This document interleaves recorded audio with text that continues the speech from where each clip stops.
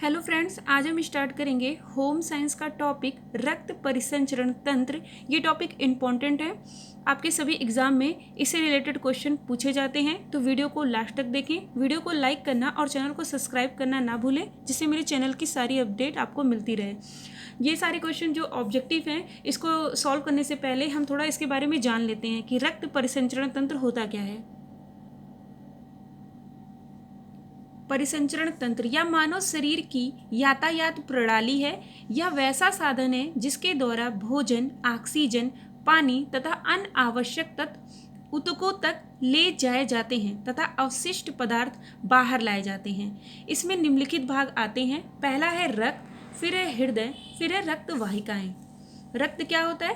रक्त निरंतर हृदय के द्वारा रक्त वाहिका में संचार करता रहता है। कहाँ पे संचार करता है? ये रक्त वाहिका में संचार करता है। या एक ठोस रक्त कोश तथा एक तरल प्लाज्मा से बना होता है। रक्त का वह तरल भाग जिसमें रक्त कोश तैरते रहते हैं वे प्लाज्मा कहलाते हैं। वो क्या कहलाते हैं? वे प्लाज्मा कहलाते हैं।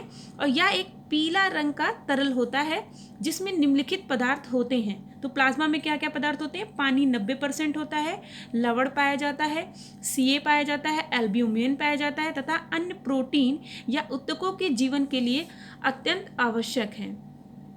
रक्त कोश सामान्यतः 3 प्रकार के होते हैं। पहला होता है लाल रक्त कण या आरबीसी, या क्यूबिक मिलीमीटर में इनकी संख्या 50 लाख होती है। तो एग्जाम में पूछता है कि आरबीसी की संख्या कितनी होती है, तो आरबीसी की संख्या 50 लाख होती है। यह अत्यंत छोटी तस्तरियां होती हैं जो दोनों तरफ से पिचकी होती हैं, जिसमें केंद्रक नहीं होता है। तो एग्जाम में आपका टीजीटी में आपकी बार ये पूछा था कि आरबीसी में क्या चीज़ प्रेजेंट नहीं रहता है, तो केंद्रक जो है इसमें नहीं होता है, इसका आंसर था। इसमें आयरन तथा प्रोटीन से बने लाल पदार्थ हीमोग्लोबिन भरे होते हैं। आरबीसी का निर्माण लाल अस्थि मज्जा में होता है। आरबीसी का निर्माण लाल अस्थि मज्जा में होता है। या 8 सप्ताह ये अस्थि मज्जा में रहकर तिल्ली में नष्ट हो जाती हैं। तो ये नष्ट कहाँ पर होती हैं? ये तिल्ली में नष्ट होती हैं और ये 8 सप्ताह तक अस्थि मज्जा में रहती हैं। बचे हुए आयरन यकृत के द्वारा नए आरबीसी बनाते हैं। जैसे ही रक्त फेफड़ों में से गुजरता है, लाल रक्त कणों का हीमोग्लोबिन वायु में से ऑक्सीजन सोख लेता है, जिसके कारण चमकीला लाल ऑक्सीजनकृत रक्त बनता है। जैसे ही रक्त ऊतक में से गुजरता है, ऑक्सीजन निकल जाता है तथा रक्त जो है वो मंद लाल रक्त में बदल जाता है। इसलिए लाल रक्त कण का अत्यंत महत्वपूर्ण कार्य है ऑक्सीजन को फेफड़े से ऊतकों तक ले जाना। डब्ल्यूबीसी क्या होती है? डब्ल्यूबीसी या लाल रक्त कणों की अपेक्षा आकार में बड़े होते हैं, परंतु संख्या में ये कम होते हैं। लगभग 500 आरबीसी पर एक डब्ल्यूबीसी होती है। 1 क्यूबिक मिलीमीटर रक्त में 8000 से 10,000 तक डब्ल्यूबीसी होती है। ये एग्जाम में आपका आता है कि डब्ल्यूबीसी कितनी होती है, तो 8000 से 10,000 तक डब्ल्यूबीसी होते हैं। इनके मुख्य कार्य शरीर में प्रवेश करने वाले कीटाणुओं का नाश करना होता है। डब्ल्यूबीसी क्या करती है? ये कीटाणुओं का नाश करती है। ऐसे समय पर वे तेजी से बढ़ते हैं तथा इनकी संख्या में वृद्धि होती है। इसे ल्यूकोसाइटोसिस भी कहते हैं। तो एग्जाम में पूछा जाता है कि डब्ल्यूबीसी को और किस नाम से जानते हैं, तो उसे हम लोग ल्यूकोसाइटोसिस भी कहते हैं। सफेद रक्त कण 2 प्रकार के होते हैं।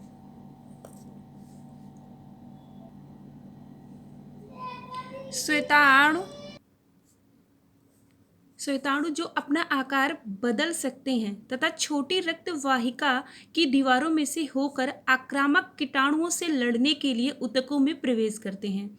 दूसरा है लसिकाणु, जो संख्या में कम होते हैं तथा कम गतिशील होते हैं या मृत ऊतकों को बाहर निकालने में भी सहायता करते हैं। ब्लड प्लेटलेट्स क्या होती है? या सर्वाधिक छोटे कण होते हैं रक्त पट्टिकाएं तथा प्रति क्यूबिक मिलीमीटर में 3 लाख होते हैं। तो ब्लड प्लेटलेट्स कितनी होती है? 3 लाख होते हैं। इनका काम चोट लगने पे रक्त को जमाना होता है। ब्लड क्लॉटिंग क्या होती है? या रक्त का जमना क्या होता है? थक्के समानता केवल चोट लगने पर बनते हैं। इनका उद्देश्य टूटी हुई रक्त वाहिका का द्वार बंद करना तथा अधिक रक्त स्त्राव को रोकना है। थक्का बनने के लिए शरीर में रासायनिक क्रिया होती है। रक्त पट्टिकाएं प्रोथ्रोम्बिन, विटामिन के, कैल्शियम तथा फाइब्रिनोजन सभी का होना आवश्यक है।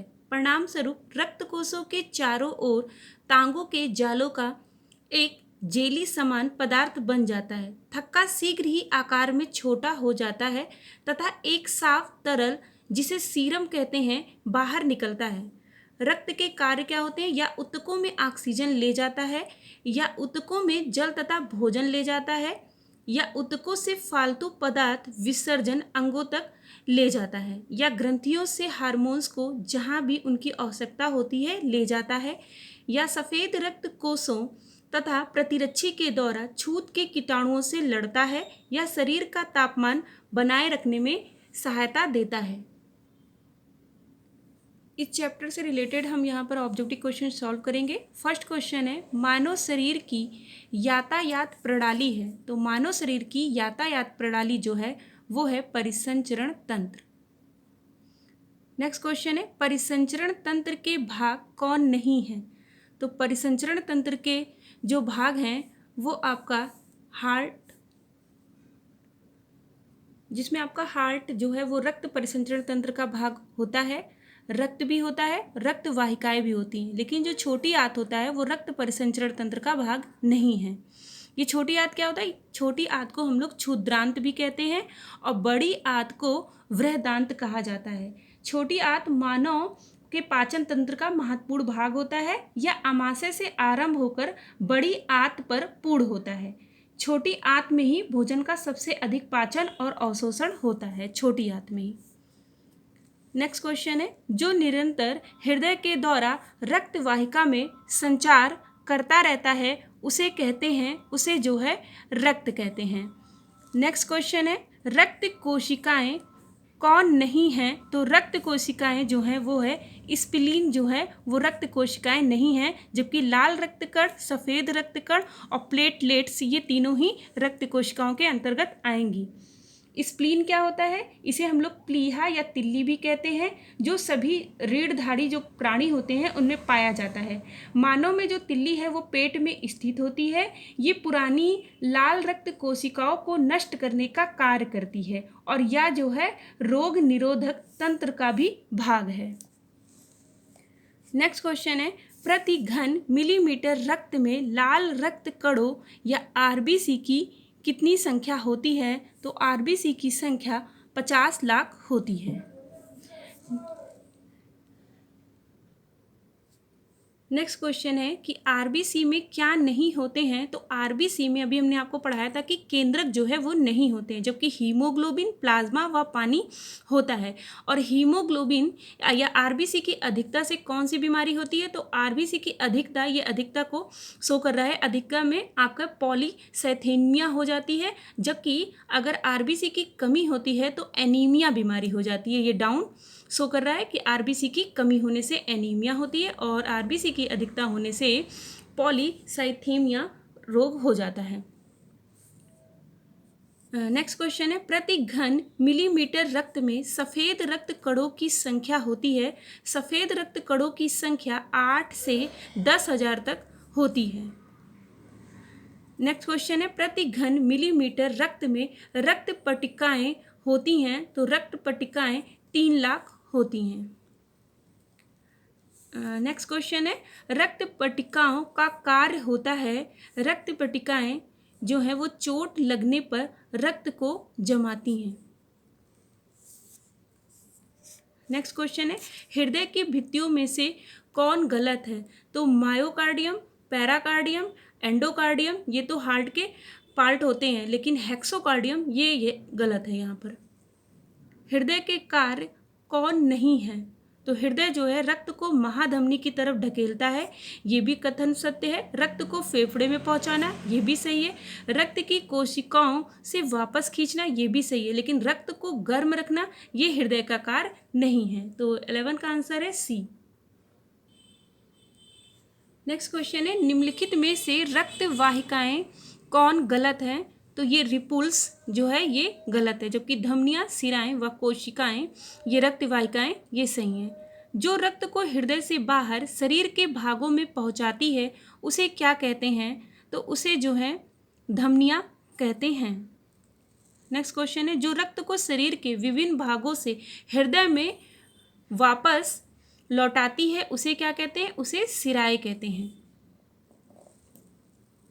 वैसा परिसंचरण जो उदर, अग्नाशय, तिल्ली, छोटी तथा बड़ी आंतों में से रक्त पोर्टल सिराओं में एकत्र होता है तथा उसे यकृत में ले जाती है उसे क्या कहते हैं? उसे पोर्टल परिसंचरण तंत्र कहते हैं। निम्नलिखित में से कौन सा लसिका तंत्र के भाग नहीं है? तो लसिका तंत्र का जो भाग नहीं है वो है यकृत। यकृत जो है लसिका तंत्र का भाग नहीं है। नेक्स्ट क्वेश्चन है, आमाशय के पीछे तथा उदर के ऊपरी बाएं कोने में जो बड़ी लसिका ग्रंथि के समान होती है उसे क्या कहते हैं? उसे तिल्ली कहते हैं। नेक्स्ट क्वेश्चन है, धमनीय हेमोरेज चेहरे के ऊपरी भाग में होने पर उसका दबाव बिंदु कहाँ होता है? तो उसका दबाव बिंदु जो है वो कनपटी पे होता है। धमनीय हेमोरेज भुजा पर होने की स्थिति में उसका दबाव बिंदु होते हैं, उसका दबाव बिंदु कहाँ होता है? उसका होता है ब्रेकियल पर। लास्ट क्वेश्चन है, सिर या गर्दन में हेमोरेज होने पर दबाव बिंदु होता है, तो दबाव बिंदु ये होता है आपका क्लेविकल के 2 इंच ऊपर रीढ़ के पास गर्दन के बाजू में होता है। यहाँ पर इस टॉपिक से रिलेटेड 20 क्वेश्चन कंप्लीट हुए। तो आप वीडियो को लाइक करना और चैनल को सब्सक्राइब करना ना भूलें, जिससे मेरे चैनल की सारी अपडेट आपको मिलती रहे। Thank you.